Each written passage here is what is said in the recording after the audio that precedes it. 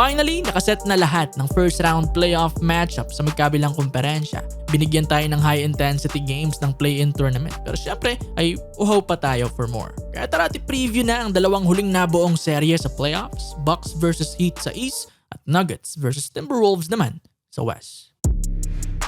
Number 1 Denver Nuggets versus number 8 Minnesota Timberwolves. Hindi ito typical na top seed versus bottom seed. Pantay ang naging resulta ng season series nila at meron ding premier big man sa parehas na side. Nikola Jokic sa Denver at Karl Anthony Towns naman sa Minnesota. Katulong din ni Towns ang higanting si Rudy Gobert sa magkabilang dulo. Magiging key talaga ang pag-contain kay The Joker. Siya ang do-it-all big man na kayang umiscore in a variety of ways. Poste, mid-range at tres. Pag na-double team naman, alam niya hanapin ang open man. At ang maganda dyan ay napapaligiran din siya ng teammates na kayang pumuntos inside and out. Una ang point guard niyang si Jamal Murray. Mabilis tong uminit sa scoring at meron din siyang ball handling skills para mas lalong makagawa ng opportunities for himself. Then nandyan din ang mga secondary guys, kabilang na si Michael Porter Jr. na may size at shooting. Kaya rin bumitiw ng 20 plus points niyan any given day. Next si Aaron Gordon na super athletic, Kentavious Caldwell-Pope na 3-and-D at si reliable forward Bruce Brown.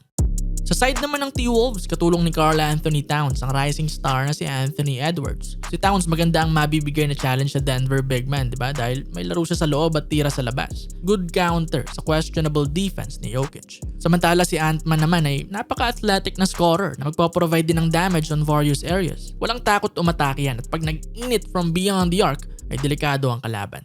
Rounding out Minnesota ay sina Mike Conley, ang cool, calm and collected floor general. Siya ang likely X-factor because of his passing and hustle. Then si Gobert na hopefully ay kayang makontain si Jokic at Kyle Anderson na all-around forward. Pero sa mismong serye, walang duda na liamado ang Nuggets dahil mas proven sila record-wise. Pero pwede maging competitive na series to given na isa sa dalawang panalo ng Wolves sa Nuggets ay naglaro si Jokic. So may chance ang pumalag to lalo na't may pang matchup din naman sila defensively. Kaya abangan natin. Number 1 Milwaukee Bucks versus number 8 Miami Heat. Pangatlong playoff matchup na nila to over the last 3 years. Noong 2020, nanalo ang Heat with a huge 4-1 upset sa second round. Tapos bumawi naman ng Bucks noong 2021 through a dominating sweep. Kusang tinambakan nila ng malaki ang Miami in games 2, 3, and 4. So considered na grudge match ang upcoming series, lalo na't nagtabla rin sila sa head-to-head this season. Una syempreng dapat ma-mention ay ang firepower ng Bucks on both ends. Puno sila ng weapons kaya nagagawa nilang magpalit ng iba't ibang styles at flow ng laro. Si MVP finalist Giannis Antetokounmpo na almost unstoppable ay isang parte pa lang ng atake. Kahit pa covered na agad ng presence niya ang maraming aspeto. Maganda ang tsansa niya kontra sa mga big men ng Heat. After niya, nandyan si two-way point guard Drew Holiday. Kalat din ang contribution. Kabisado niya mag-setup ng teammates, agresibo pero maingat sa depensa at mautak sa overall decision making.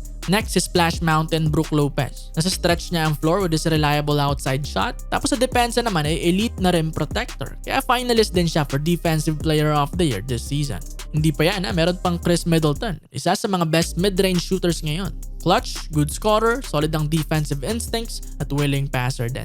Ang dami na niyan, hindi pa natin nababanggit ang ibang weapons nila na may variety din ang pinaprovide. Namely Bobby Portis, Grayson Allen, Pat Connaughton at Joe Ingles. Talagang hindi birong challenge ang ibibigay ng Bucks sa Heat and it's safe to say na sila ang liamado rito. However, ay tandaan na hindi rin simpleng underdog ang Miami Heat. Kita naman natin kung paano nila binigla ang Milwaukee noong 2020. Meron silang magandang pang-counter and Jimmy Butler. Inactivate na ang playoff Jimmy mode kontra Chicago Bulls with 31 points para sa isang crucial win. Kaya wag na tayong magulat kung ituloy niya yan sa Milwaukee series. Masipag ang mamang ito kahit saan. Threat sa mid-range at matalino sa pag-atake sa basket. Sunod, si Bam Adebayo naman, the workhorse ng Heat at presensya rin sa ilalim. Naka 17 rebounds lang naman siya sa knockout game against the Bulls. Importante ang pag-step up niya noon sa boards. Mabigat ang trabaho ni Bam but we'll see kung ano ang may paplano nila. Hopefully ay mas damihan na rin ang minutes ng other bigs para hindi rin nabubugbog masyado itong si Bam. Pero bukod sa kanila ay abangan din natin kung consistent na ang may bibigay ng mga shooters ng Heat. Especially si third scorer Tyler Hero at si Max Strus na bumitaw ng 7 tres kontra Bulls. Pero kahit anong sabihin, overall masasabi talagang liamado ang Bucks sa serye. Siyempre, sila rin ang best team sa buong NBA nung regular season. Kahit patabla sa 2-2 ang regular season series nila with the Heat, ang interesting doon ay sa dalawang talo nila ay hindi naglaro si Giannis. So may mabubuo ka ng conclusion kung sino ba talaga ang may bentahe sa serye. Magkakaalaman na yan kung may tira nga ba talaga ang Heat o dudurugin lang muli sila ng Bucks.